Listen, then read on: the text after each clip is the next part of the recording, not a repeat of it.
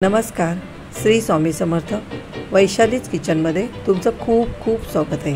आज गुढीपाडवा आहे आणि गुढीपाडव्याच्या पण खूप खूप शुभेच्छा. आज मी तुमच्यासाठी Gudi Padwa special sweet coconut kachori घेऊन आली आहे.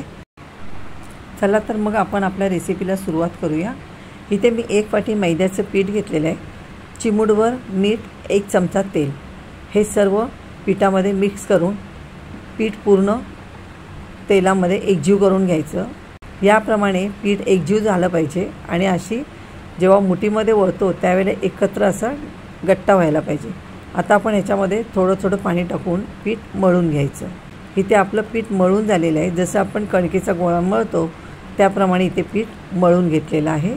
याप्रमाणे आता ह्याच्यावरती 1 चमचा तेल टाकायचं, पूर्ण गोळ्याला लावून घ्यायचं आणि ह्याच्यावरती एक ओला कपडा टाकून घ्यायचं आणि झाकून 1 तास बाजूला ठेवून द्यायचं. आता इथे मी एक पॅन घेतला आहे.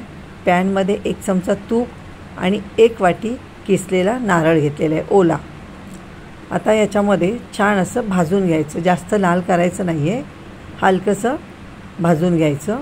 आता इथे आपला नारळाचा किस भाजून झालेला आहे, ते आपण काढून घेऊया. त्याच पॅनमध्ये मी 1 वाटी दूध घेतलेलं आहे. आता दुधाला छान अशी उकळी येऊ द्यायची. त्याच्यामध्ये थोडंसं केशरच्या काड्या टाकलेल्या आहेत. दुधाला छान अशी उकळी आलेली आहे. आता याच्यामध्ये 4 चमचे दुधाची पावडर टाकणार आहोत.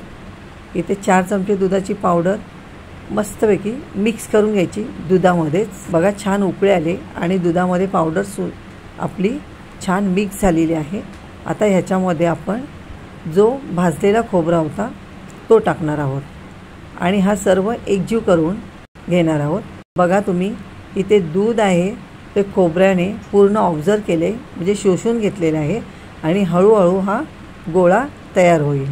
तर याच्यामध्ये आपण 4 चमचे साखर टाकलेली आहे आणि चवीसाठी थोडंसं जायफळ किसून टाकलेलं आहे. खूप सुंदर टेस्ट येते. आता हा पूर्ण गोळा एकजीव झालेला आहे. बघा, पॅनपासून सुटायला लागलं की आपला हा गोळा तयार झाला आहे, म्हणजे सारण तयार झाले.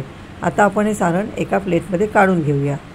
आता इथे जो पीठ भिजवलेला होता त्याचे आपण समान गोळे तयार करून घेऊया. इथे 7 ते 8 गोळे तयार झालेले आहेत. आता आपण एक गोळा घेऊन पिठामध्ये घोळून त्याची पुरी लाटून घ्यायची. याप्रमाणे आपण पुरी लाटून घेतले. आता ह्याच्यामध्ये जे आपण खोबऱ्याचं सारण बनवलं आहे ते भरणार आहोत.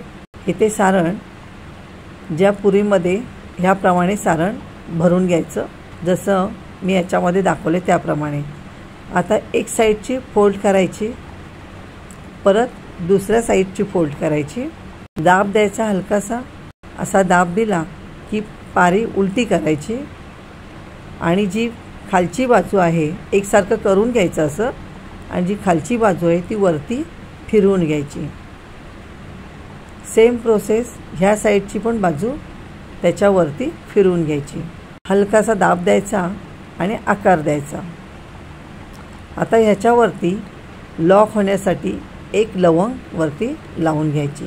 अशा प्रकारे आपल्याला सर्व कचोरी बनवून घ्यायच्या आहेत. आता आपण बनवून घेतलेल्या कचोऱ्या इथे तुम्ही बघू शकता. इथे आपण कढईमध्ये तेल किंवा तूप टाकून घ्यायचं, गरम करून घेतलं आहे. आता हलकं गरम होतं त्याच वेळेला आपण ज्या स्वीट कचोऱ्या बनवल्यात त्या तुपामध्ये सोडूया. आता याला हलक्याशा मीडियम गॅसवरती ब्राऊन होईपर्यंत तळून घ्यायचं दोन्ही बाजूने. त्याप्रमाणे आलटून पालटून दोन्ही साईडने छान असे खरपूस भाजून घ्यायचं.